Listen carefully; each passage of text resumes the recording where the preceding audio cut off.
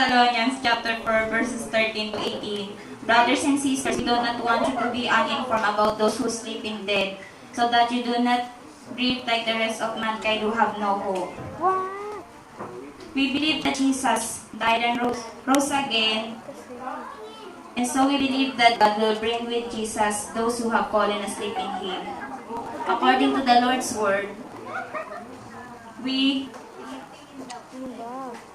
tell you that who are still alive and are left until the coming of the Lord will certainly not precede those who have fallen asleep. For the Lord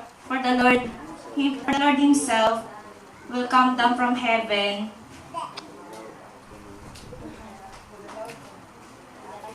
with a loud command and with the voice of the archangel and the trumpet call of God.